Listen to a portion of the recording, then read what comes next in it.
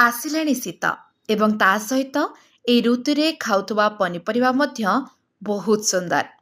ମୂଳା, ସାଲାଡ, ପରଟା, ଆଚାର କିମ୍ବା ବିଭିନ୍ନ ପନିପରିବା ଏହି ଋତୁରେ ବେଶ ସ୍ୱାଦିଷ୍ଟ ଲାଗେ।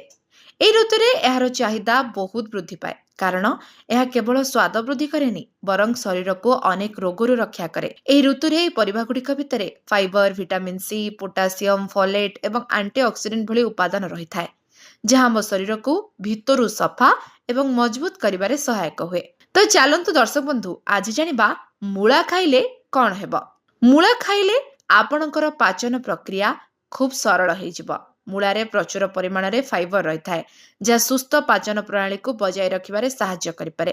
ଏହାକୁ ଖାଇବା ଦ୍ୱାରା କୋଷ୍ଠକାଠିନ୍ୟ ଦୂର ହୁଏ ଏବଂ ପେଟ ସଫା ରହେ। ମୂଳା ଆପଣଙ୍କ ଶରୀରକୁ ଡିଟକ୍ସ କରେ। ମୂଳା ଏକ ପ୍ରାକୃତିକ ଡିଟକ୍ସିଫାୟର ଭାବେ କାମ କରେ। ଯକୃତ ଏବଂ କିଡ୍ନିରୁ ବିଷାକ୍ତ ପଦାର୍ଥ ବାହାର କରିବାରେ ମୂଳା ଅନେକ ସହାୟକ ହୁଏ। ଯଦି ଆପଣ ଆପଣଙ୍କ ଶରୀରକୁ ଡିଟକ୍ସିଫାଏ କରିବାକୁ ଚାହୁଁଛନ୍ତି, ତେବେ ଏହାକୁ ଖାଇବା ଲାଭଦାୟକ ହୋଇପାରେ। ଆପଣଙ୍କ ତ୍ୱଚାକୁ ମଧ୍ୟ ବେଶ ମାତ୍ରାରେ ଭଲ ରଖିପାରେ ଏହି ମୂଳା। ମୂଳାରେ ମିଳୁଥିବା ଭିଟାମିନ୍ ସି, ଫସ୍ଫରସ୍ ଏବଂ ଜିଙ୍କ ଦାଗ ଏବଂ ବ୍ରଣ ହ୍ରାସ କରିବାରେ ସାହାଯ୍ୟ କରେ, ଯାହା ଆପଣଙ୍କ ତ୍ୱଚାକୁ ଚମକଦାର କରିଥାଏ। ପ୍ରତିଦିନ ମୂଳା ରସ ପିଇବା ଦ୍ୱାରା ତ୍ୱଚା ସମସ୍ୟା ମୁକ୍ତି ମିଳିଥାଏ।